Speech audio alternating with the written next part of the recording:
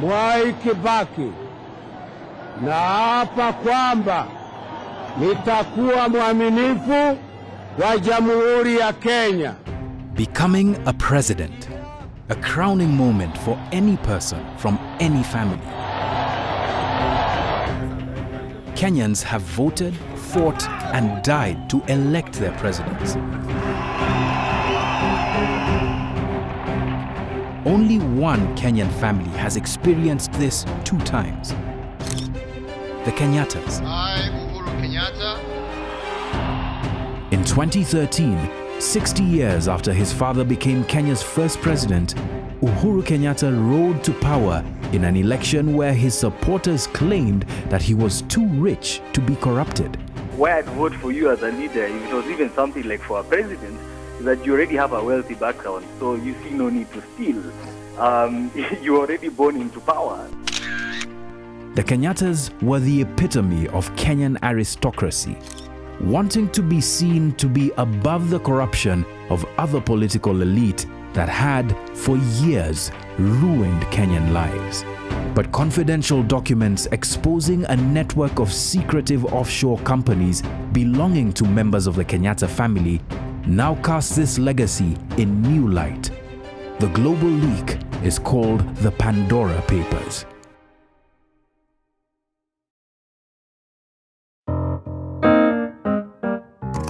It's a vast archive of never-before-seen documents from 14 service providers who sell secrecy to rich clients from around the world.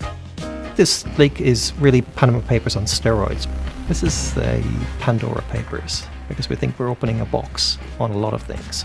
We're looking at about 12 million documents from 14 different service providers. These are law firms, firms that set up secret offshore accounts for people in multiple jurisdictions. In the case of the Kenyattas, the Pandora Papers detail ownership of an expensive home in an exclusive UK neighborhood and an investment portfolio belonging to one of them over $30 million. The investigation has not found any evidence to suggest corruption relating to the first family. What it has found is a trove of documents showing that members of the family have used offshore locations for at least 10 years. The Kenyattas are a very wealthy family with wealth that stretches into the hundreds of millions of dollars and spans numerous sectors of Kenya's economy. They founded what is now the largest dairy company in Kenya and co-own one of Kenya's largest private banks. For a family with such deep roots in Kenya's economy, their foray into the world of offshore networks begs the question, why the investment in global secrecy networks? The family's surname comes from Jomo Kenyatta, Kenya's first president. Seen as one of the founding fathers of the Republic, Kenyatta was imprisoned by the British colonial regime, released after 8 years in 1961. He would be sworn in as Prime Minister 2 years later, then became president in a constitutional change in 1964. At the same time, Jomo Kenyatta's wealth began to grow, mostly through acquisition of large tracts of land previously owned by European settlers. In 1962, there was the Lancaster House Conference. At that conference, one of the most intractable of issues was the question of what do we do to the white settlement in Kenya, and what do we do to the land question in Kenya, where even the British government from 1932 had set up the Cataladi Commission. And the agreement was that land would be obtained by the Kenya government by buying it from the white settlers.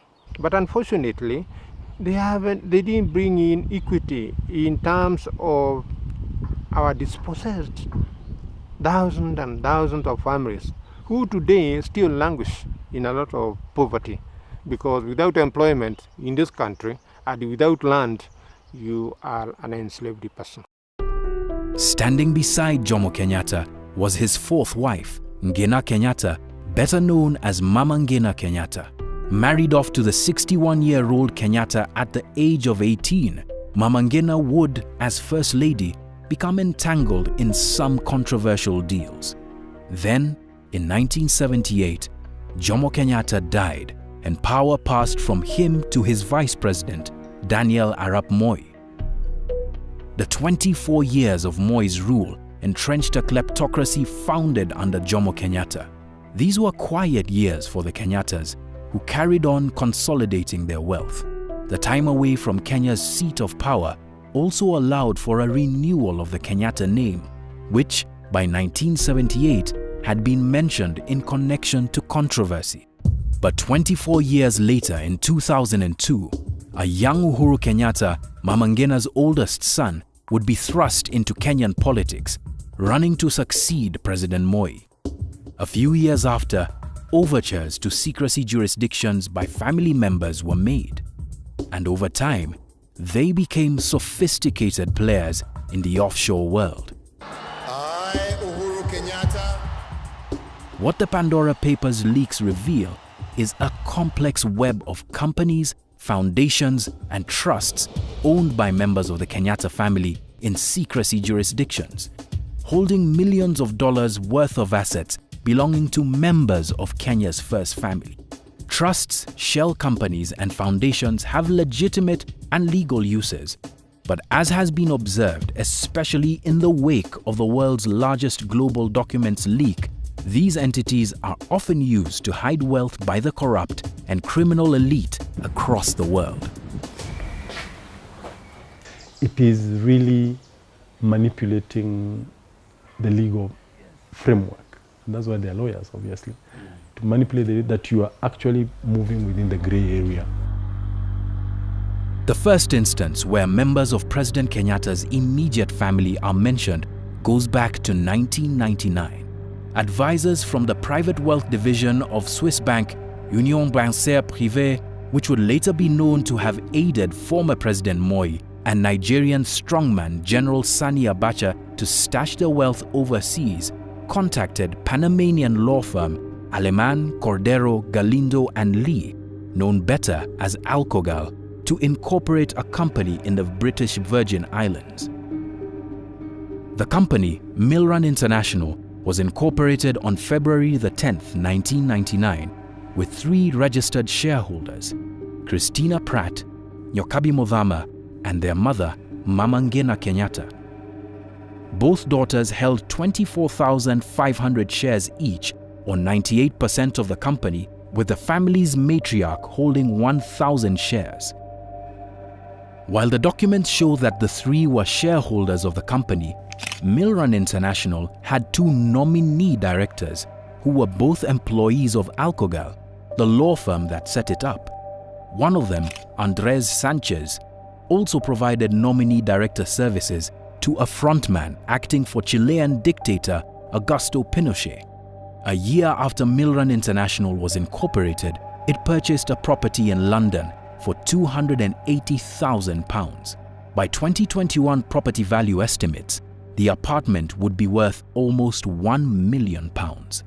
Ask for its owners, and the trail would lead back to nominee directors working for Alcogal and an address that seems to have nothing to do with the Kenyattas.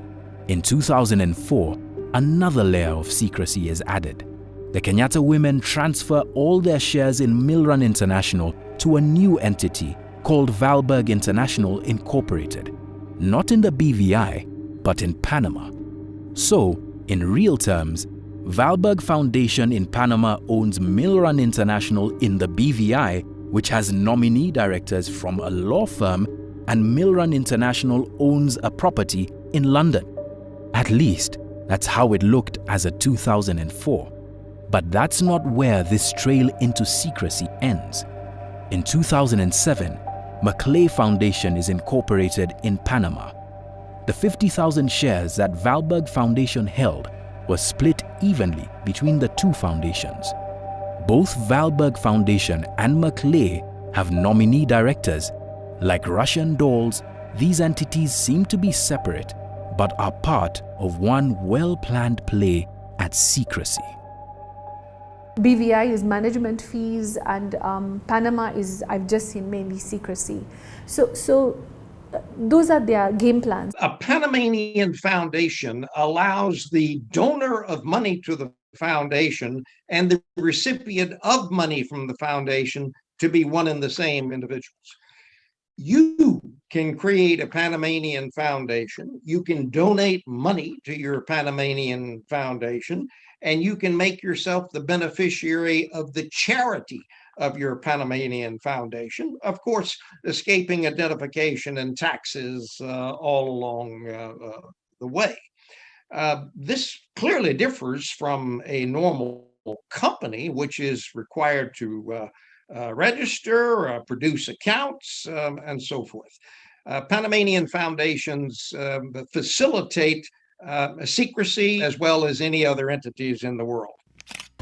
We asked Mama Ngina Kenyatta and her daughters, Christina Pratt and Nyokabi Muthama, why they would need such a complex web of foundations and companies in Panama and the BVI to own one apartment. We also asked whether anything else was owned by any one of these entities. There are different reasons people would invest. I mean, if you're not a leader or a political elite, your child is studying abroad, you want them to have a place to live, but fine. You can afford it, awesome, right? But apart from that, I don't understand why. But the tree of companies, trusts, and foundations that are linked to the family flowers in different directions and also includes the president, his younger brother Mohoho Kenyatta. These things happened around the time that Kenya was going through an important political transition.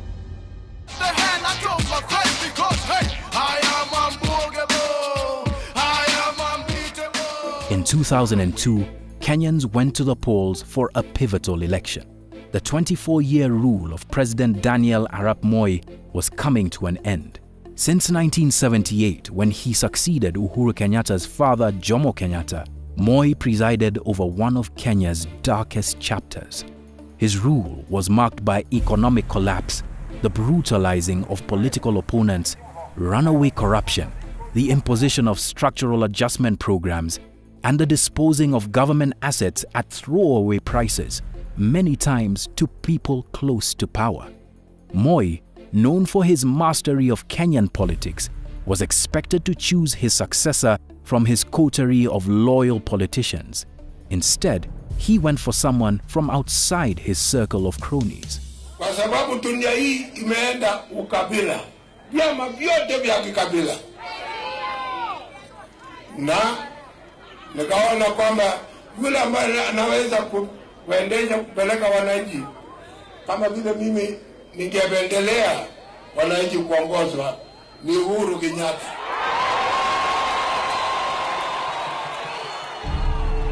At the time, Uhuru was unelected with less than 10 years in active politics.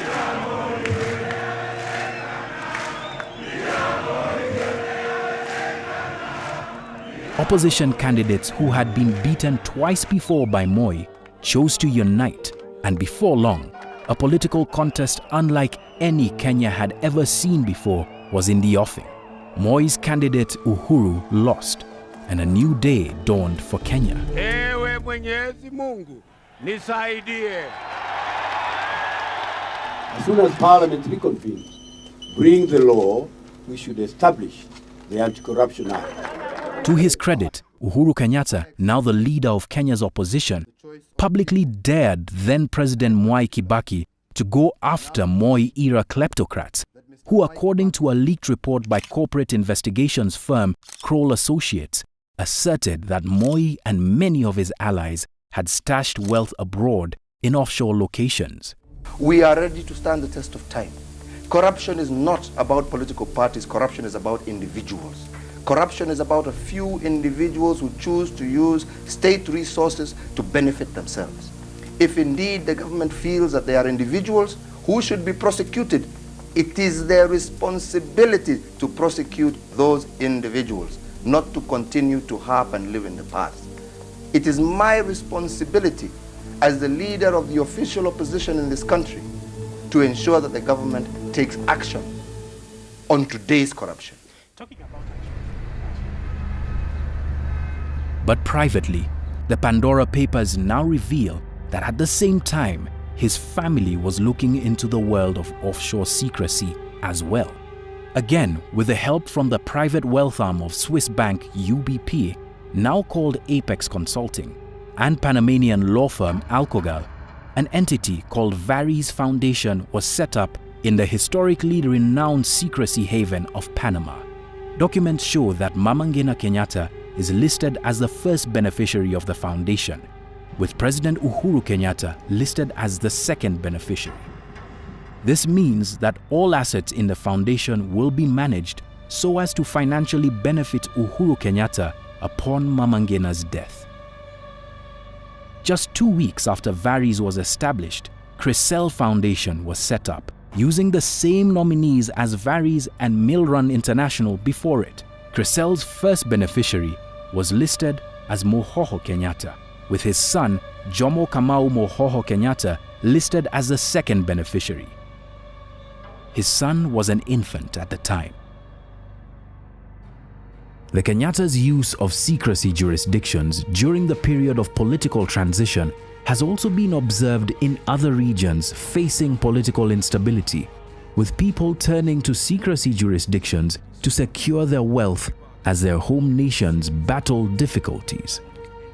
We asked President Kenyatta and Mama Ngina Kenyatta why Varies Foundation was set up and whether President Kenyatta included this as part of his wealth declaration to the Ministry of Finance. The source of the Kenyatta's vast wealth has been, at least in part, an open question since the days of Kenya's independence. Our founding fathers of this nation built businesses, farmed hard, sought new knowledge, and practiced politics of unity and democracy even when they argued amongst themselves. On 12 December 1963, Kenya became a self-governing state, completely independent. It was, perhaps, the most hopeful time in Kenya's history. Jomo Kenyatta, a man once described by colonial functionaries as a leader unto darkness and death, having been linked with the freedom struggle fought by Kenya's iconic Mau Mau rebels, was now the man in charge of a newly independent Kenya. The hope and his promise to Kenyans was that he would do three things: invest in health, improve Kenya's wealth, and educate the population. But before long, wealth began to be concentrated in the hands of his family and a tight circle of his trusted allies, drawn mostly from his own tribe. By 1965, Kenya's treasury was being investigated by the World Bank over claims of misappropriation of millions of dollars meant for the purchase of land to resettle Kenya's poor and dispossessed population. By that time, laws had been changed to vest power in Kenyatta to allocate land under title in Kenya. There was instruction from the Kibaki government that all public authorities reported to it in terms of land which could have been surrendered from the public authority to individuals. And in respect of the Kenyatta family, there was one report that came in about 4 public houses which were located on Ragati Road in Nairobi. They had been used previously for the building of residential houses for public staff. And what Kenyatta did was to amalgamate the 4 plots that ended up being close to 2 acres, 3 acres, and he amalgamated that, even though government policy all along in terms of public land has been that it should be demised to any individual on a leasehold, so that the government from year to year can be getting rent, land rent from the individual. Kenyatta amalgamated and gave that as freehold to Mama Ngina. Over the nearly 2 decades of Jomo Kenyatta's rule, the Kenyatta's wealth in land seemed to have grown to a vastness that had only been witnessed during colonial times.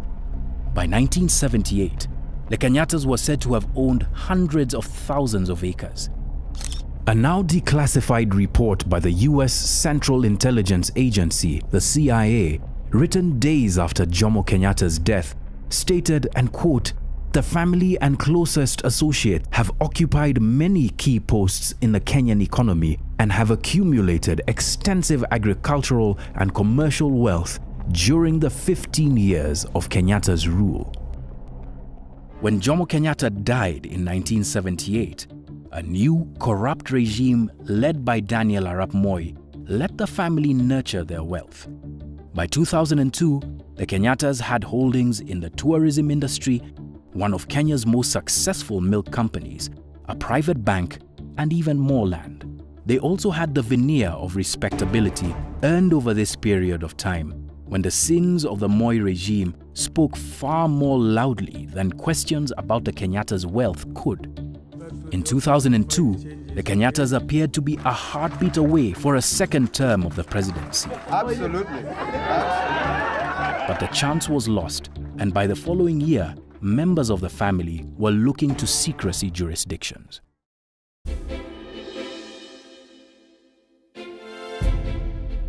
The advisors that members of the Kenyatta family chose are interesting in and of themselves.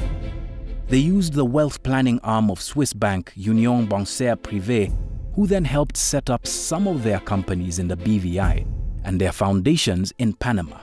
UBP was an interesting choice, also having been used by former President Daniel Arap Moi, as well as Nigerian dictator General Sani Abacha. But why rely on secrecy jurisdictions? The purpose, broadly speaking, is the accumulation of wealth in a hidden manner. Tax havens, in their essence, sell two things, really. They exist to sell two things. One, they sell secrecy. And then secondly, they sell low or zero taxation. That's how they survive, that's how they become rich, that's really what a tax haven is. So when we talk of tax havens, really they're the tip of the iceberg. Below the iceberg, there are layers and layers and layers of actors that facilitate, enable, oil the secrecy networks to function and exist. Most of the Kenyatta's interests in trusts that we have seen are hidden behind layer upon layer of nominee shareholders and directors from the Panamanian law firm that they used, Alcogal. From the Pandora Papers leak, Alcogal is among frequently used law firms in the movement of wealth into secrecy jurisdictions around the world. Every single element of this has been created by us in the Western countries. Not a single piece of this has been created by corrupt government officials or criminals or terrorist financiers. No, this is all our doing in order to serve that money that wants to come out of other economies into our economies. While it is not illegal to set up trusts or foundations in offshore locations, President Uhuru Kenyatta, a beneficiary of the Varies Foundation, set up by Alcogal in 2003, may need to explain the reasoning behind setting up a foundation like Varies with him as a second beneficiary, as opposed to one in Kenya.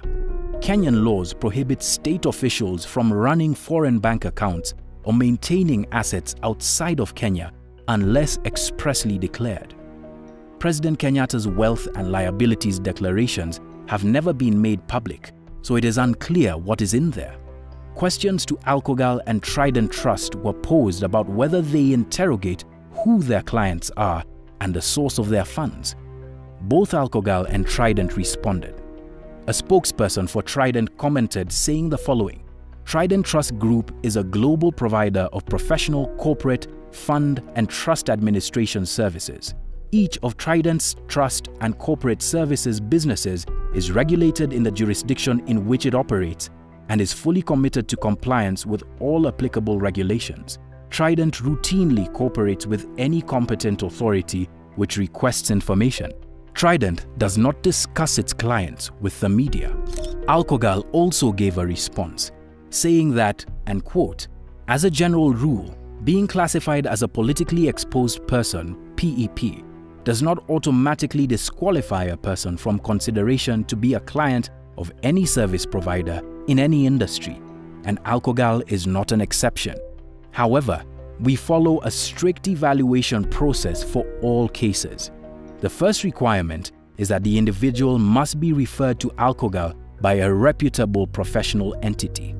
According to the analysis of the documents we have seen, the Kenyatta's activities in secrecy jurisdictions would be done in waves.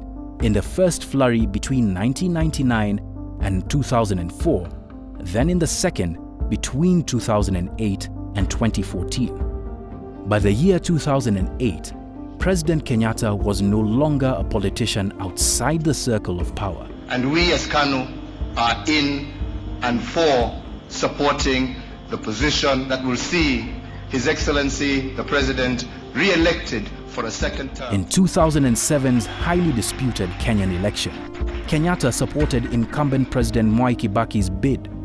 The wake of that election saw Kenya brought to its knees in what is now euphemistically called the post-election violence. The country's economy ground to a virtual halt, growing at 0.2% compared to 6.9% the year before. 3 years later, in 2011, according to documents from the Pandora Papers leak, President Kenyatta's younger brother, Mohoho, was quite active in the offshore world of financial secrecy.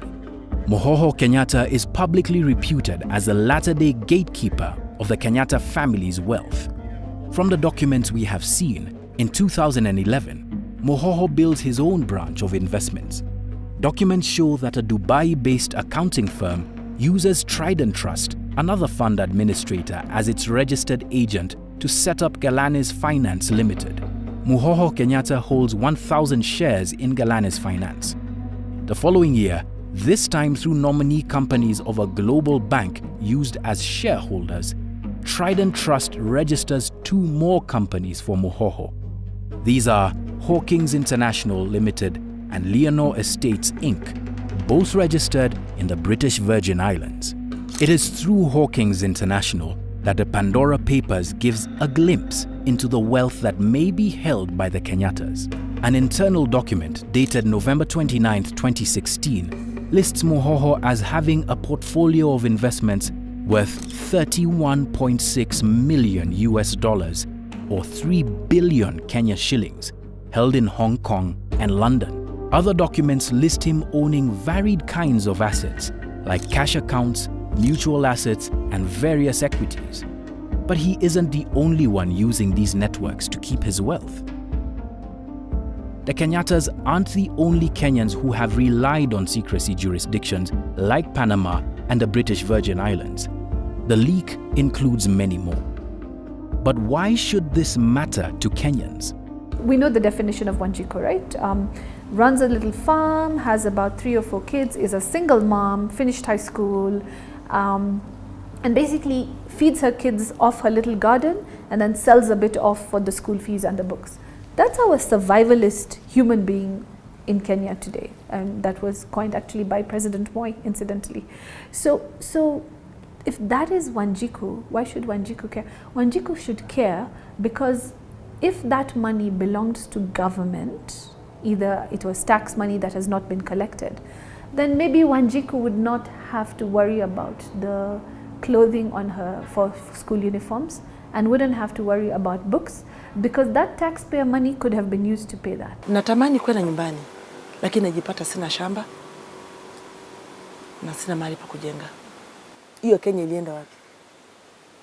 Kwa nini walio navyo wanaongezewa na wasiokuwa navyo wanazidi kufinyiliwa chini? Nauliza Uhuru, why? Kwa nini? Kwa nini tuhangaike na sisi tuko Kenya? If political leaders are using secrecy havens, this can be taken as a sign for others who may want to do so for tax reasons. This leads to capital flight in a country that needs every cent it can get. That's your money. That's your money. There's no better way to put it. It is your money. Why? Because if a particular elite who earned income or from his business, who earned profits from whatever his business is doing, and is not gonna pay his requisite tax, where is the government gonna go? It's gonna come to your pocket. Kenyans are facing perhaps their biggest test yet, with debt caused in large part by theft and misappropriation of borrowed funds, threaten the country's near-term future. President Kenyatta has gone on record seeking transparency in Kenya's economic affairs, yet his family has benefited from the cloak of secrecy offered by offshore jurisdictions. In mid-August 2021, a public debate broke out about the sources of wealth of Kenya's Deputy President, William Ruto. Soon, the Kenyattas themselves had their names drawn into the mudslinging. On all sides, questions were asked about the source of each party's wealth. Walisahau pia kuweka shares. Niko na shares 400,000 ya Safaricom. Walisahau kusema ile biashara yangu ya kuku niliona wanaandika acreage. Sasa pale wangeandika iko kuku 200,000. Na wangesema huyu mtu anauza mayai 150,000 every day, shilingi 1.5 million. Most of the vitriol directed at the person and family of the founding father of our nation, Mzee Jomo Kenyatta, who is not here to defend himself. As a party, we are sending the Deputy President William Ruto a public message that we will not countenance his venturing into crossing this line of referring to the family of the president, the late President Mzee Jomo Kenyatta. In 2022, Kenya will elect a new leader. This time around, election narratives are being framed around debt and wealth inequality. While the Kenyattas don't have anyone with their surname on the ticket, the country that their kin have led twice over seems poised to have a public debate about who truly owns Kenya. The Pandora Papers, a leak from the heart of secrecy thousands of miles away, may yet make for a most important conversation starter. Yeah, you should be. You should be seriously worried if your political elite, and it's in any country in the world, is investing outside their country. Because it shows you don't have faith in your country. Yeah. That's really what it says. And if you're the leader or you're the ruling elite, that basically means you don't even trust your own leadership. Because you don't even want to put your own money under your own control in your own country. That is the message we see from fiscal legitimacy.